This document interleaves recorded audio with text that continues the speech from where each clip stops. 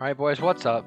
Welcome back to another video. Today we are reviewing the game between the number 16 North Carolina Tar Heels and the North Carolina Central Eagles.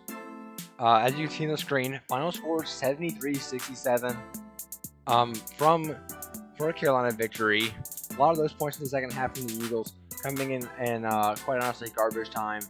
But let's start off with the game flow chart. As you guys could see, my goodness, this Carolina team is probably one of the worst first half teams I've ever seen. Probably the worst first quarter, first half Carolina team I've ever seen. I've never seen a Carolina team this bad in the first half. I mean, we are trailing in the first half almost every singular game. It's absolutely ridiculous. But it's fine, because the second half, as you can see, we really start to pick things up. So let's get started looking here in team stats. 46% from the field for the Tar Heels, 44.8% for the Eagles. In the first half, I believe Carolina was shooting like 29% or something like that. Really picked it up in the second half. Great to see that. But guys, the 3-point shot is just not falling for this team. It was a little better against Iowa, but pretty much throughout the season, Carolina has not been able to shoot 3-pointers. It's unfortunate, and that is going to have to be better for us to beat really, really good teams. But the big men are really carrying us right now. The offensive rebound is probably the most crucial thing that our team does very well right now. So you love to see that. But 13.3% is not what you want to see. Andrew Platek is the only one who hit threes in this game. So, not looking too good there. But free throws really stepped it up. First half, actually, we were extremely, I don't want to say bad, extremely inefficient.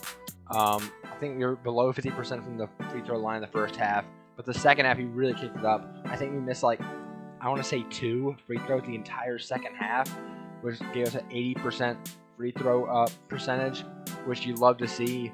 That number has been increasing throughout the entire season, and as you guys know who watched Carolina basketball last year, that was really a struggling point for us. So you love to see that getting better. But 87% from the Eagles. Rebounding, we out-rebounded them by 12.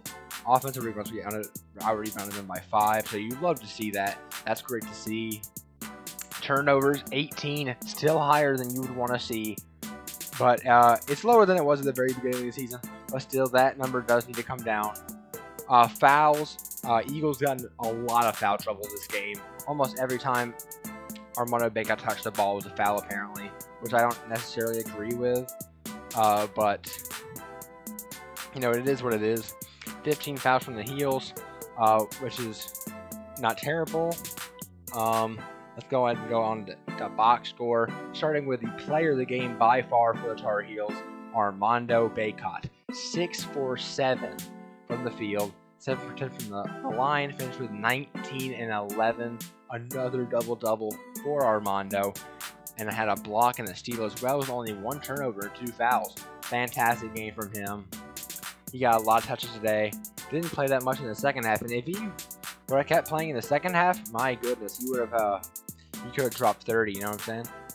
On to the second player.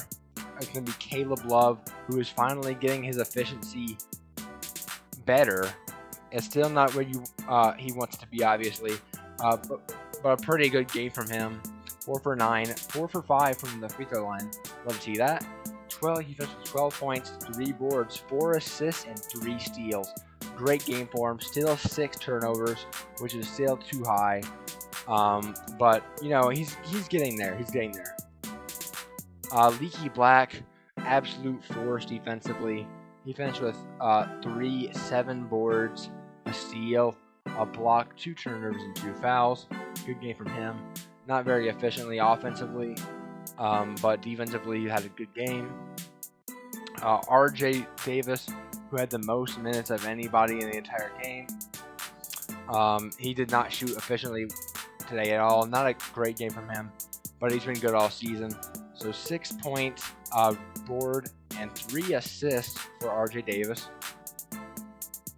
And 2 for 10, 0 for 5 from 3, which he's been better than that all season. Just a rough day on the perimeter, but that's fine. 2 for 2 from the line, though. That's good. And finally, Garrison Brooks, who also struggled quite a bit today. Defense was 5 and 4 with a 1 assist, only 1 turnover, which is great. Didn't shoot too efficiently. But Garrison, we all know Garrison's a great player. He's never going to back down. He just absolutely looks great. So, onto the bench. Day'Ron Sharpe getting a lot of minutes off the bench. Again, as usual, another great game, bro. Day'Ron Sharpe, absolutely fantastic this season. He finished with 12 points, 6 boards, 2 assists, a steal, and 2 blocks with 0 turnovers. Absolutely fantastic game from him. He shot 50% from the field and did not miss a single free throw. What a game, bro. What a game from the man, Day'Ron. Andrew Platek, who I feel needs more minutes. Every time he's on the court, we seem to just play better as a team. He had a great game. 4 for 6, 2 for 3 from 3, and 1 for 1 from the free throw line. Good job from him.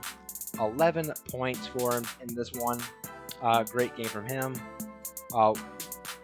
Let's go on to Walker Kessler, who only had 8 minutes.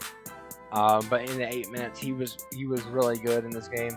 5 points and a board. Did have 3 turnovers, which was the one thing that he really struggled with today. He had perfect from the line, which you love to see from a big man, and all players obviously. But Kerwin Walton had a board and assist. He actually looked good defensively today. He actually looked good. He was able to stop the Eagles very efficiently. And then finally, Puff Johnson, who came in for just a very small amount of time. And that's it for who would play today. So, as for the Eagles, not very, a lot of turnovers for him, a lot of fouls. This guy fouled out, 4 fouls, 3 fouls, 3 fouls, 4 fouls off the bench. So a lot of players played for him because of the foul trouble, which really hurt them. This game in the first half really was trending towards NC Central until like the last 5 minutes of the first half, in which Carolina finally got their feet under them and started to play pretty well.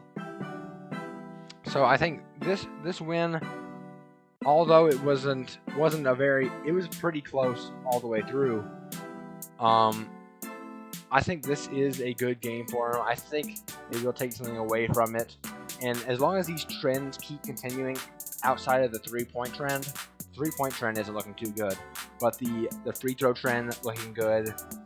The turnover to assist ratio, that trend is also looking good. And the foul trend is also looking good. So overall, I think it's a step up for the Heels outside of the first half. We still need to be better throughout the first 10 minutes of the game. But overall, I think it's a good game from the Heels. I like what I saw. So guys, that's going to be it for today.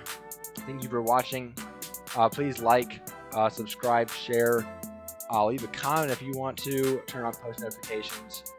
And also, right now, I want to add that Carolina is up 24-3 against Miami in football right now, which you love to see that. I'll probably be doing a review of that as well. Let me know if you guys want to see that in the comments, and I'll see you guys in the next one. Peace.